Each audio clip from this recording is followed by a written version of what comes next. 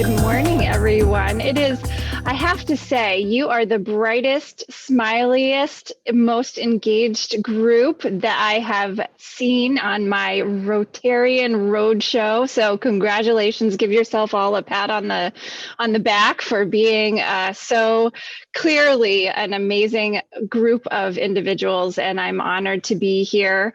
I have, as Terry alluded to, I've only been here since March, and we all know what we had facing us in March. And so I started on March 9th early because we had a wonderful Heroes event that some of you may be familiar with that following day, and I wouldn't miss it for the world. So I started.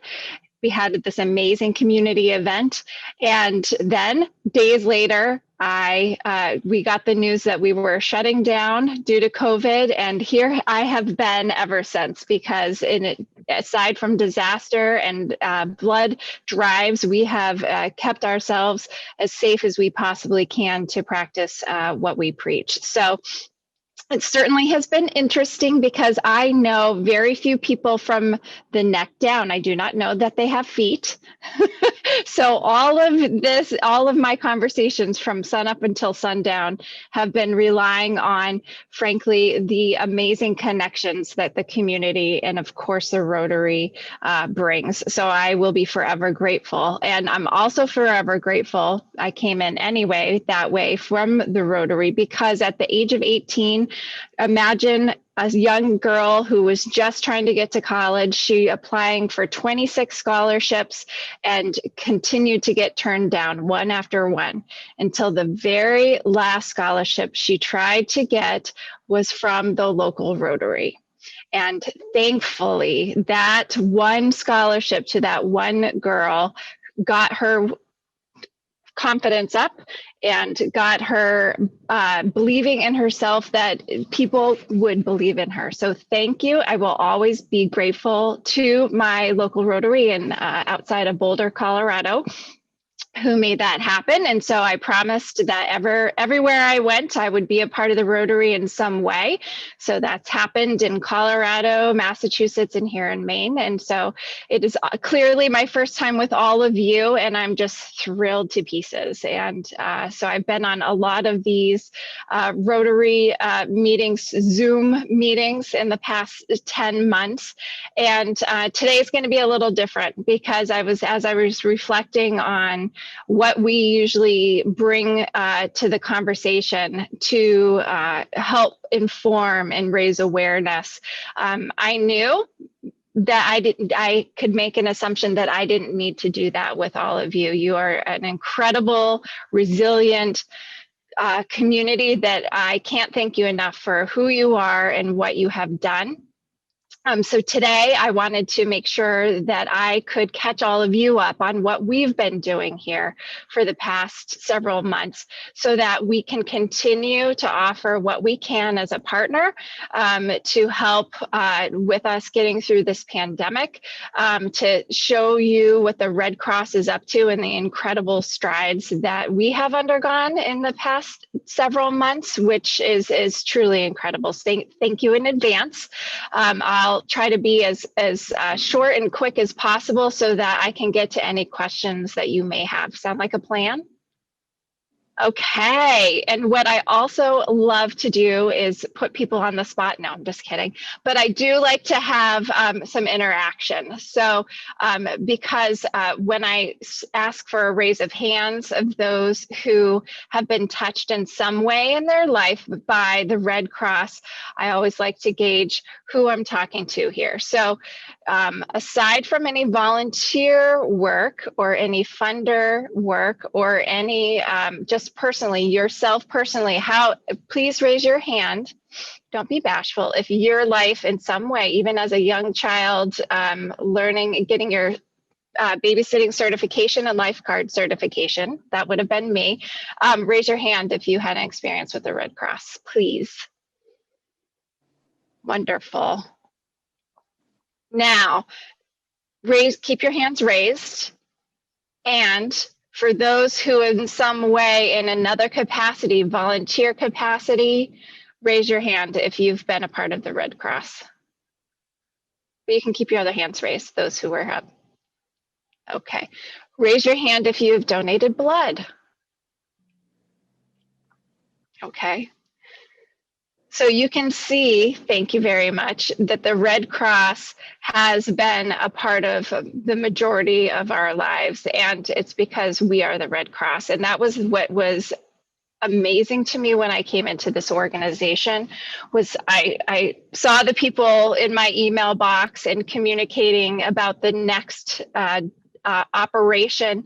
And I thought, wow, we have a huge staff. They are working day and night and are incredible individuals. And so I asked that question. I said, who's this person and who's that person? And my responses each time, what do you think they were from? What were the responses? Anyone want to come off mute? Volunteers. Yes, yes. 12 hours a day, easy. And I said, do you guys have day jobs? And they said, well, we have day jobs. We have jobs. Yeah. And every single spare moment is spent to help the Red Cross mission. And that, although I've had amazing experiences and know wonderful individuals, I couldn't believe my eyes that here I am in this amazing organization that truly is a reflection of our communities that we serve. So it was truly inspiring. So I want to give you I'm a visual person, so I'm going to share my screen and you will see it in a moment. And I'm sorry for those who can't see my screen. Can all of you see it by a shake? Okay, great. So I'm a visual person, and I am going to make the assumption that when you look at these images of each of our lines of service, that some way, shape, or form, you have knowledge of them. Is there anything here that is surprising to you that you didn't know about? Anyone want to come off mute? So it's not a surprise. Everyone's pretty familiar. That is my assumption of this wonderful community. Of course, I hit the wrong button. So last year, this is what, thanks to many in the community who have volunteered, many who in our region have volunteered, because we are now Red Cross of Northern New England. But these stats, with the exception of those individuals who have received their first aid and CPR training, these are all Mainers who collectively we have assisted through really tough times. The 199 home fires, helping over 372 people. This, of course, is a graphic that is used nationally, but I wanted to point out here that the 199 aren't just home fires, and we clearly all understand that deeply here in this community. We've helped over almost 1,500 military members of all branches, veterans and their families. We have collectively in Maine last year collected over 48,000 units of blood. And anyone want to jump in and tell me how many lives each unit of blood either extends or saves? Great. Anyone? Yes, thank you. Somebody knows us very well. Thank you so much. And so that stat right there also is something that I continue to get my head around, because our biomed services, and I'll tell you a little bit more of what we've done, is an incredible area of this organization that, although I was a funder of Red Cross for years, I didn't quite understand the brevity and the, frankly, just inspirational work that they do in that area of the organization. As I mentioned, many getting their certifications in first aid and CPR. That's how I got into Red Cross as a young girl. We installed just under 2,000 free smoke detectors, and I encourage you, please to check your batteries every month. I'll tell you a little bit more in a moment about that. And to taught preparedness to kiddos. 500 almost through our pillowcase project, which truly is a pillowcase, getting into the hands of every single kiddo that we can to ensure that they feel empowered and safe in an emergency. So does this, so for those on the who don't have video, it says in Northern New England, our volunteers help families displaced by a disaster, usually a home fire, every 18 hours. Does that stat surprise you? No. I frankly was surprised. I get an alert each and every time there is an event that takes place, and my phone goes off all day long. It's heartbreaking. It's heartbreaking to see lives lost, and all the work that we try to do for our entire lives go away so quickly. And so this is why I look at, when I open up my computer every day and have the conversations that I have, that I know our work will never be done. And so I am inspired by the individuals who help, the helpers, because in addition to disaster response, what I didn't understand as a funder of United Way once upon a time was how much effort our volunteers and true compassion have to provide mental health services and spiritual care services. And that to me is an opportunity that to walk away from being humble and to just simply stay focused on our mission and try to spread as far and wide as we possibly can. So more to come on that. So I told you I'd tell you a little bit more about biomed services, and thanks to your collective support, just over, I think, about 800 units here in Franklin County. I think, have any of you participated in a blood drive just last month? There were 3 actually in the area. Thank you. Thank you. So we appreciate that support. And I'm not sure if all of you realize that now anyone who donates blood can have, they'll get their test results back for COVID antibodies in 7 to 10 days. So that's been truly remarkable.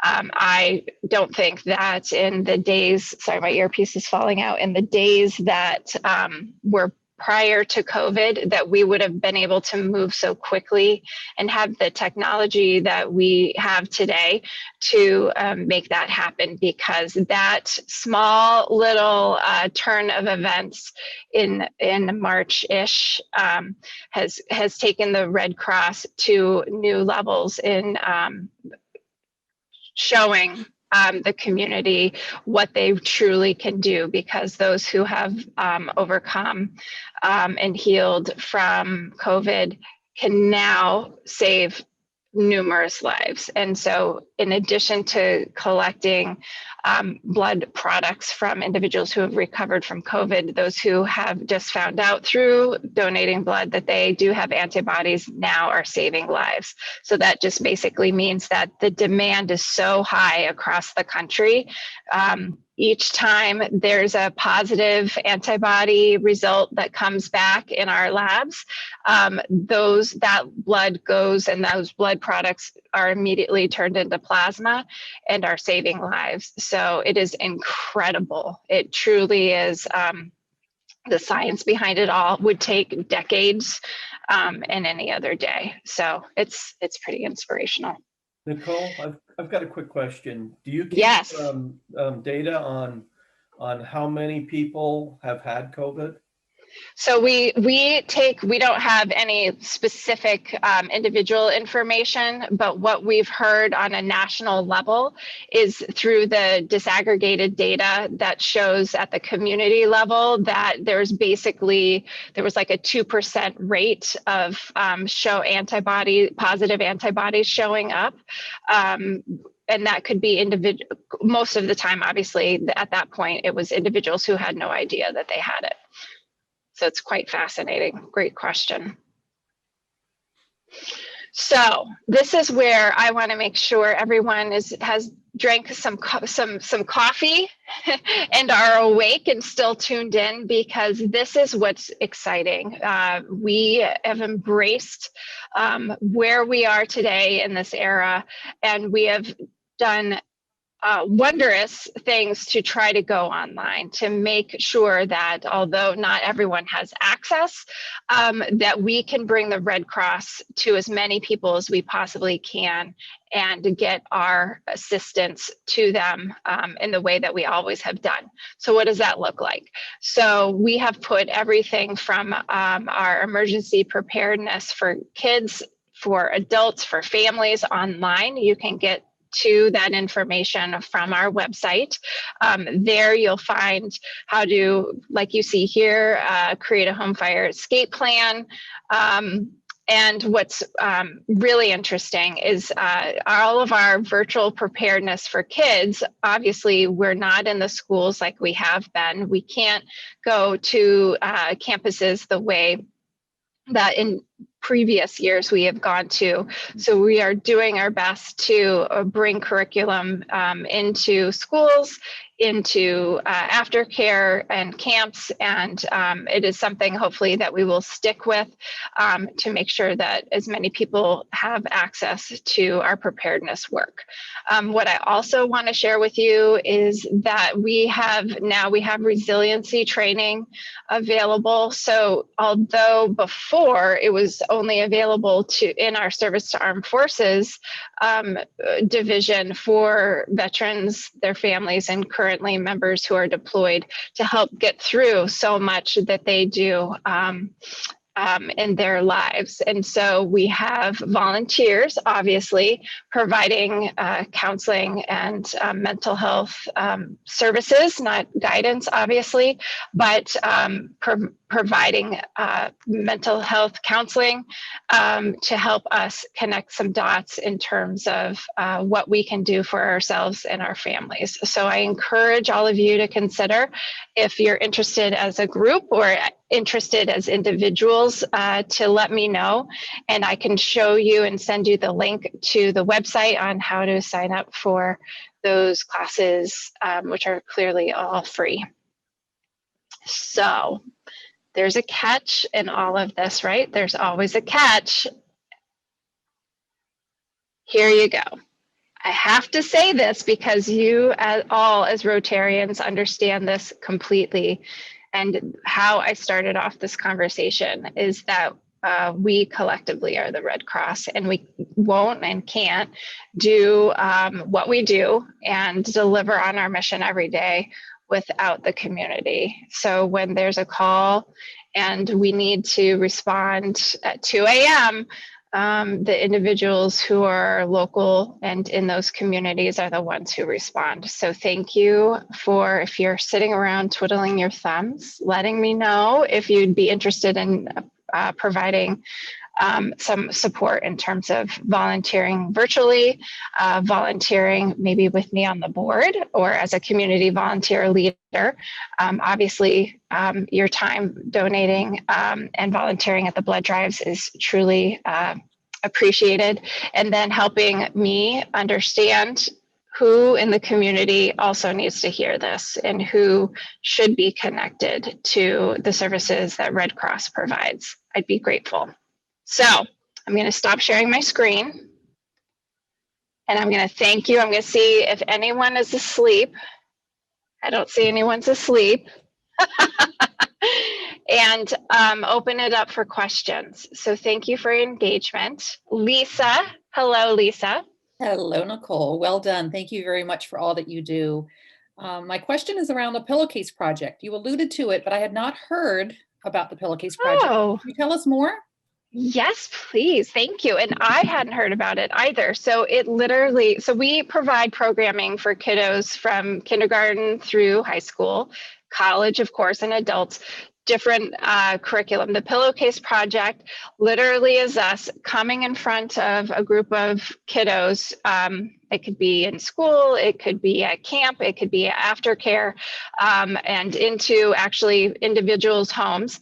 And we take our instructors who are either volunteers or staff members, take kiddos through age appropriate preparedness training. So that literally is like, we have sent them a pillowcase or provided pillowcases to the group, and we have those kids grab what they think that they would need in an emergency. So if I have a 10-year-old, and so I've done this with him, and so it's as age appropriate, of course, and to help him not look at the situation as a scary situation, right? Is to feeling as prepared as he possibly could.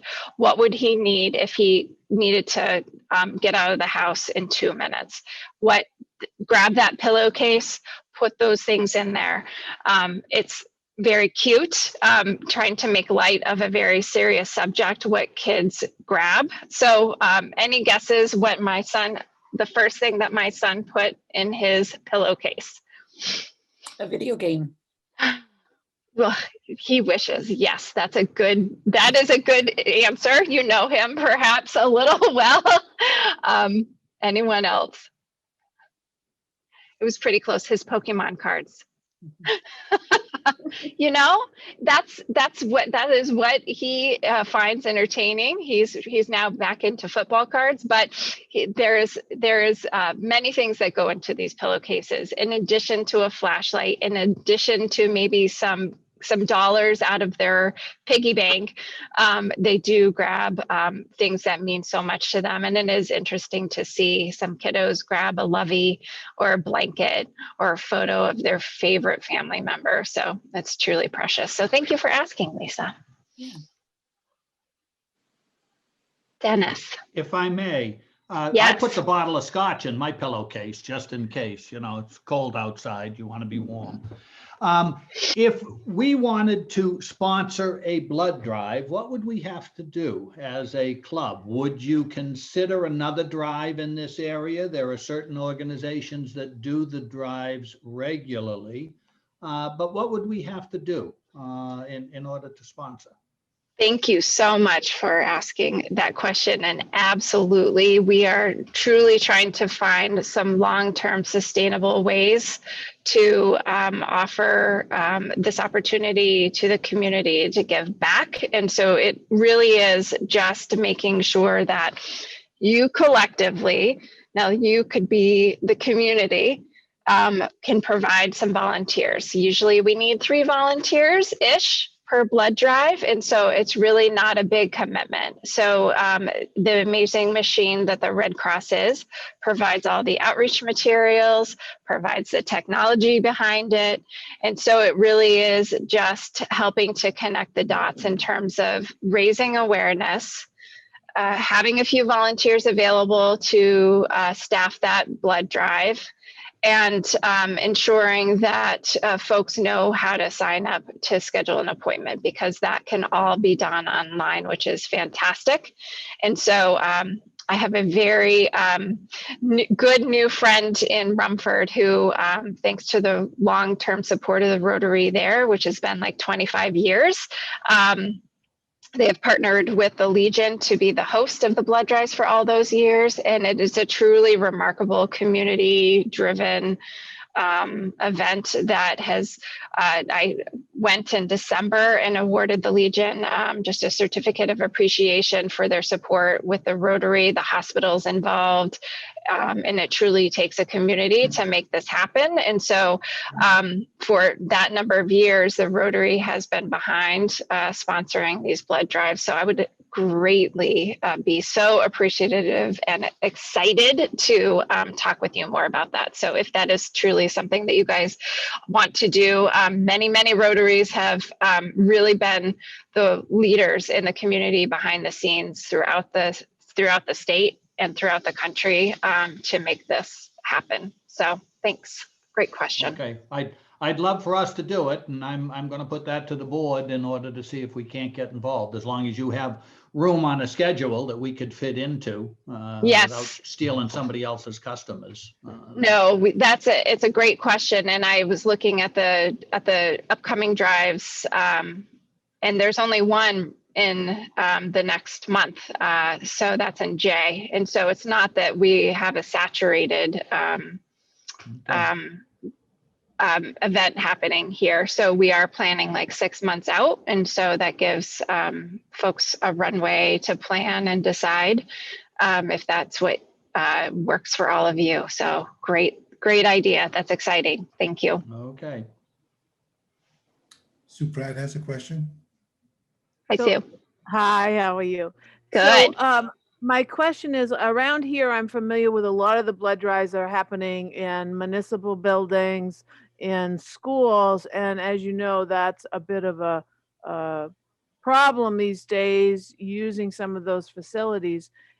Has the location of your blood drives, what are other communities doing for that? Yes, and that is what we are struggling with. So not being able to go onto campuses, we've had to get creative. So we're basically trying to find the largest space we can, because with social distancing and all those parameters now that we're following, we need a good amount of space. We used to bring the bus up and it would have been easy, right? But we're not using our blood collection mobile right now and for the foreseeable future. So there's been a lot of creativity.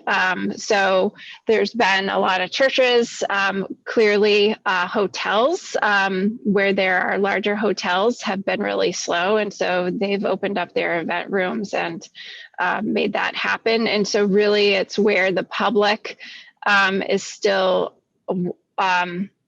welcome to come in is where we've seen it. So those obviously the municipal buildings and especially in the communities that we have here are the ones who have been open, and that's about it other than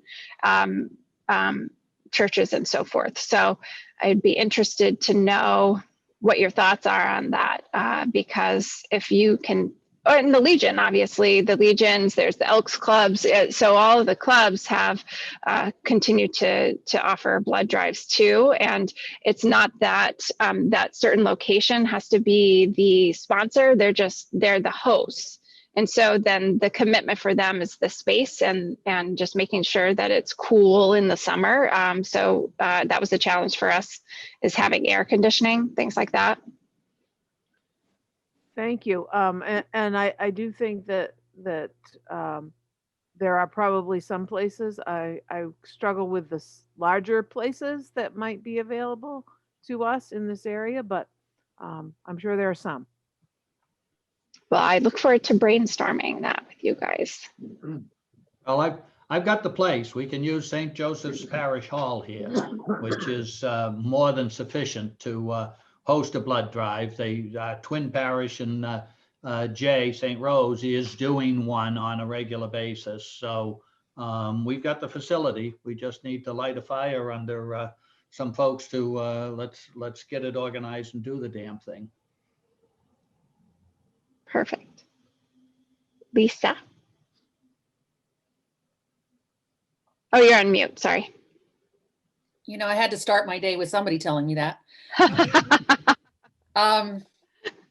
Can you tell me a little bit about the training for lay people, volunteers who have no mental health background? How, just tell me a little bit about the training. How do you get prepared to help people in a disaster? Yes, thank you. Great question. So there is a difference between our disaster action team members and our disaster mental health volunteers. So as a mental health volunteer, you are a counselor, you have your certifications. And so that truly is a professional volunteer role. So there's the difference there. But for our disaster action team members, which by the way is training is available all online, we've turned that all virtual, and we truly, especially in this area, need disaster action team members, and that would be another asset. I'd hope that maybe you could get out into the community it's a lot of training. So there's 20 hours. We're doing a boot camp coming up. It might be something, if there's enough interest here, that we could offer. And so volunteer disaster and action team members do have a component of that 20-hour training that does include helping through those truly devastating conversations. We just had a huge virtual event that brought in and celebrated all of our volunteers, and we heard from some of those volunteers who don't have any background whatsoever, but just want to be there to help.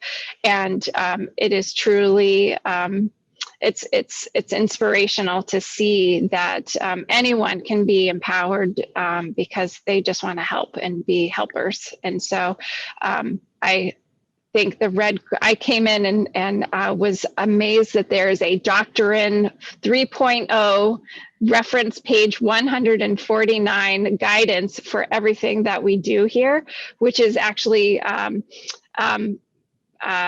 proves that there's a lot of thought and that goes into training volunteers, that you could be deployed, which we've had 50 from this area deployed across the country during the Western wildfires and the hurricanes in the South this summer.